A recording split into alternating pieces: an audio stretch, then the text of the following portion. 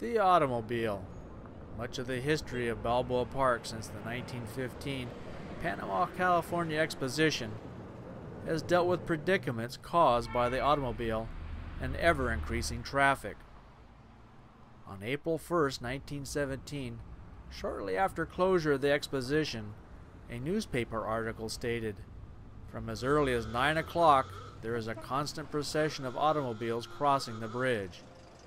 Park commissioners announced that as long as automobiles did not abuse the privilege or endanger pedestrians, they will be welcome. For every generation since Balboa Park's 2 World Expositions, the question arises, what to do with the park, what to do with the cars. Far too often the Dream City vision was ignored in decisions concerning the park.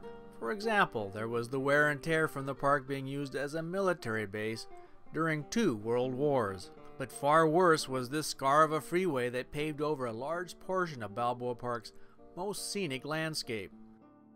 The freeway put an end to the popular annual observance of the water lily blossoms.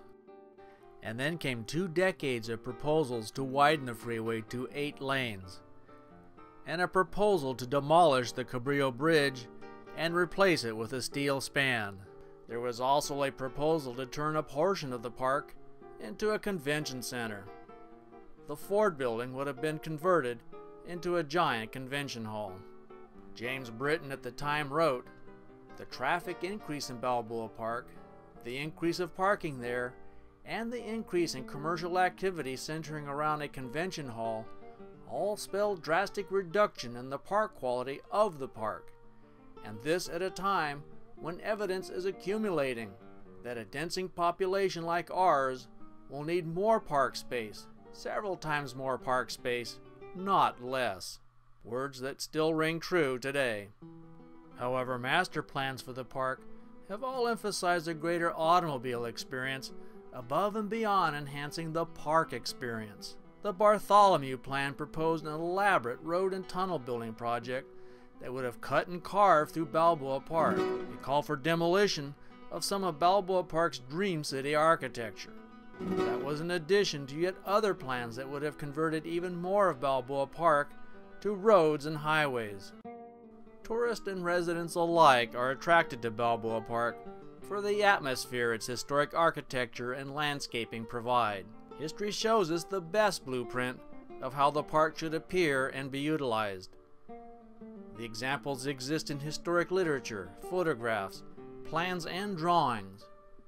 Balboa Park does not need reinvention. As we move forward to the 100th anniversary of the Panama, California Exposition at Balboa Park, let us make or choose plans that best respect our history.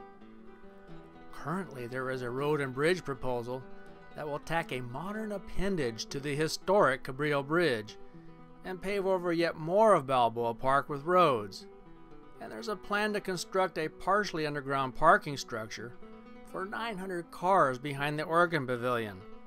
This can only bring into the park more automobiles than ever before.